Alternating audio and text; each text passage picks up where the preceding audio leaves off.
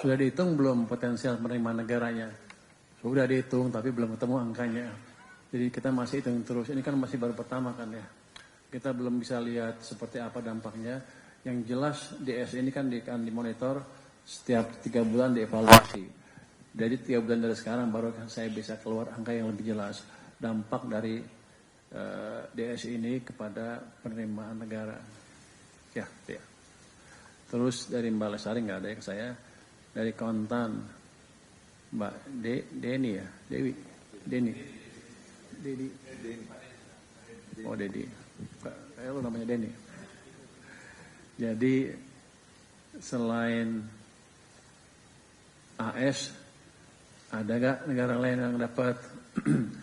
Pada dasarnya begini, filosofi kebijakannya adalah, kalau saya nggak salah tangkap yang masih dari Pak Presiden, adalah untuk perusahaan utamanya yang meminjam dari perbankan domestik, mendapatkan keuntungan dari ekspor, kemudian mereka naruh uang di luar, maunya mereka naruh uangnya di dalam negeri.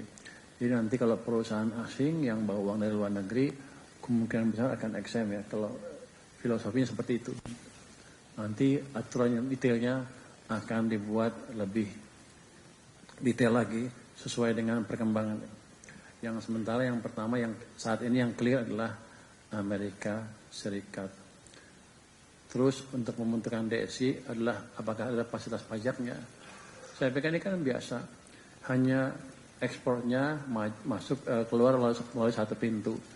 Semua pajak akan berlaku seperti biasa. Saya malah berharap nanti Pak Doni ngasih saya income lebih besar lagi. Karena penggelapan ekspor, under enforcing segala macam akan hilang. Jadi saya nggak akan motong pajak, malah saya dapat income lebih besar lagi. Nanti kalau nggak naik, ya saya periksa DSI-nya ada apa. Harusnya kan naik dari pengalaman atau data-data yang ada yang kita miliki sekarang. Ya. Terus from Al Jazeera, what is the impact of weakening currency rupiah to our economy? On budget side, we have calculated the depreciation of the rupiah at close to the current level. So my budget is still okay, even the rupiah is weakening to the current level. And theoretically, when you have a strong economy, your currency eventually will strengthen also, right? Now, I'm now focusing on making sure that domestic economy will continue to grow strong in the midterm, in the near term, and in the longer term. That will eventually strengthen the currency almost automatically, because I believe investors, especially FDI and foreign investors, will like to invest in a country where the country offers the most promising growth. In the region, we are growing much faster than many countries. Even in G20, we are number 2 after India. So our economic prospect is strong, and the weakening rupiah has not created a dampening effect on our economic activities.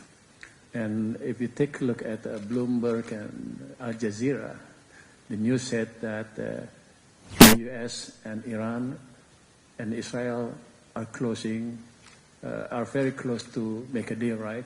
So the prospect of a peace, a global condition is there.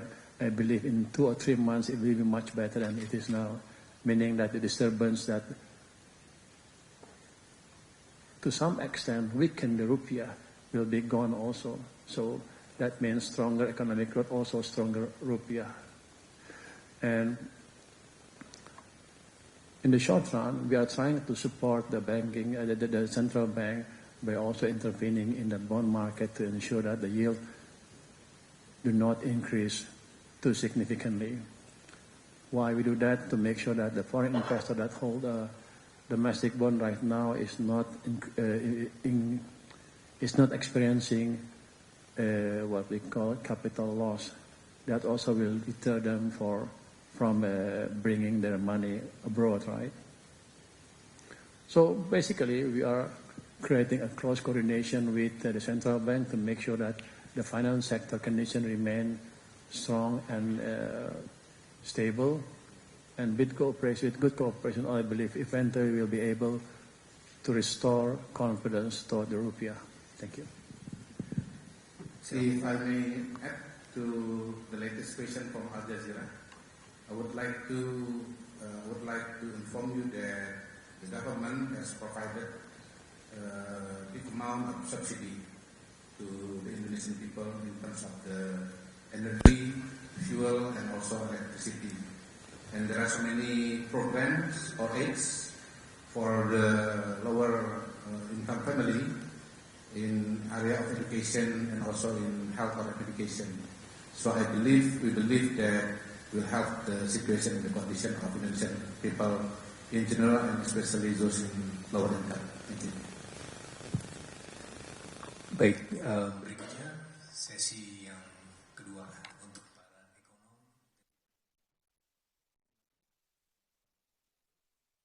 Kemudian ada lagi dari sini. Saya melihat ada Pak Alex dari Karim mau tanya. Oke. Pak Lutfi dari Den. Ada dua. Silakan. Baik, terima kasih Pak. Saya David Subianto dari Perkumpulan Masyarakat Indonesia. Kami dari Capital Market memang melihat ya rencana DSI ini memang bisa translate into birds ya. Jadi kita bisa memperbaiki devisa kita harapannya dan hopefully bisa menutup kebocoran dari anggaran polisi. Saya ada beberapa pertanyaan. Pertama mungkin ke Pak Menko dulu. Apakah ada jaminan Pak kalau kebijakan ini tetap akan pro terhadap market? Karena di market ini cukup concern Pak terhadap bagaimana kontrak-kontrak existing ya yang sudah long term contract itu nanti mekanisme seperti apa. Kemudian juga untuk aplikasi untuk diekspornya selama masa transisi seperti apa. Mungkin bisa dijelaskan Pak. Kemudian untuk Pak Menkyu, bagaimana bisa memastikan kombinasi antara kebijakan devisa ekspor dan insentif fiskal yang sudah disampaikan ini bisa menjadi kebijakan yang bisa mendorong untuk kepatuhan dan meningkatkan kualitas laba dari emiten-emiten di usaha terbuka. Dan selain itu juga untuk bank sendiri Pak, kemarin juga bank-bank non himbara akhirnya mengalami koreksi cukup signifikan karena THE-nya kan nanti akan ke himbara saja. Nah ini juga mungkin apakah akan ada insentif atau ada kebijakan lainnya Pak untuk kompensasi ini. Kemudian yang terakhir ke Pak Doni, di DSI ini kan perusahaan baru ya Pak ya, tetap bagaimanapun governance itu kan menjadi sebuah tolak ukur yang sangat penting ya Pak ya. Nah ini bagaimana bisa dijaga Pak agar persepsi bahwa kebijakan adanya DSI ini nggak nambah birokrasi atau bahkan ada beberapa anggapan bisa memindahkan margin Pak terhadap ke pihak-pihak lainnya. Nah ini bagaimana bisa DSI ini bisa jadi instrumen transparansi dan value creation yang baik Pak. Mungkin itu dari saya. Baik, mohon maaf karena waktunya ternyata sudah terbatas. Kita langsung serahkan kepada Bapak narasumber. Ya, pertama tentu kalau ditanya jaminannya apa, ini perlu dibuktikan dalam pelaksanaan dan kita akan evaluasi dalam 3 bulan. Tetapi kalau dibalik, kalau tidak ada perubahan, apa jaminannya tidak terjadi transformasi? Nggak ada juga, karena kita sudah melakukan puluhan tahun dan ini data yang disampaikan oleh Bapak Presiden itu menunjukkan terjadinya defisit. Jadi kalau kita melakukan hal yang sama maka tidak akan ada perubahan. Oleh karena itu dengan DSI diharapkan ini bisa kita katakanlah normalisasikan. Dan kedua terkait dengan kontrak tentu perusahaan itu akan menghormati kontrak masing-masing sejauh kontrak tersebut arm's length transaksi normal dengan harga acuan yang juga mengacu pada harga yang telah ditentukan. Dan kemudian terkait dengan aplikasi di Bea Cukai ini akan dibuatkan sistem di mana tahap awal tentu ada kotak-kotak yang namanya eksportir, pemilik barang, kemudian penerima barang, importir dan penerima barang. tahap pertama tentu dokumen ini dilaporkan seluruhnya ke PT DSI sehingga DSI bisa memonitor dengan sistem yang ada. Tahap berikut tentu ini akan ada perubahan-perubahan, misalnya melalui QQ ke PT DSI, kemudian dibalik nanti PT DSI yang selaku ekspor kirim. Nah, tahapan-tahapan ini akan dievaluasi dalam waktu 3 bulan, termasuk memperhitungkan kesiapan sistem daripada PT DSI itu sendiri. Demikian, terima kasih. Baik, terima kasih Bapak Ibu sekalian. Bapak Purbaya mau jawab? Kalau ditanya saya jawab, ini langsung dia lagi. Jadi dia nanya, sebagian dijawab oleh Pak Erlangga.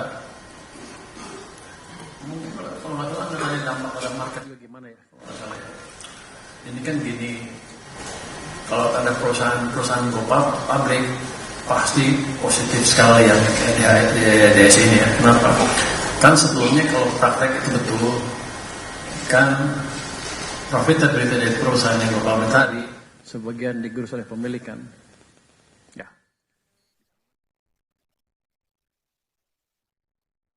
Penuh perusahaannya, ya profitability-nya bisa naik cukup signifikan.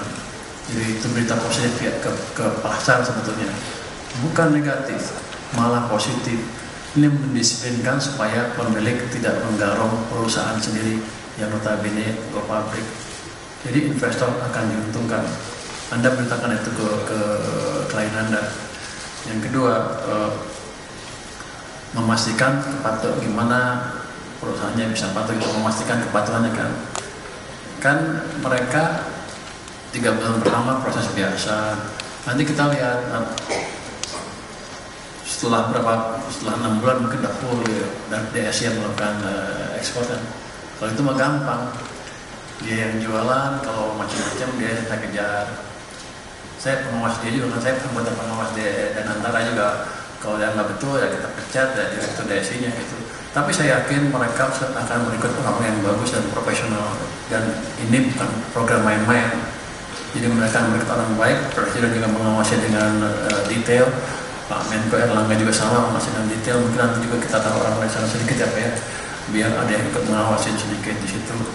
Terus apa dampaknya ke Himbara untuk DHE udah jelas kan, dia akan punya dolar banyak, punya cash banyak.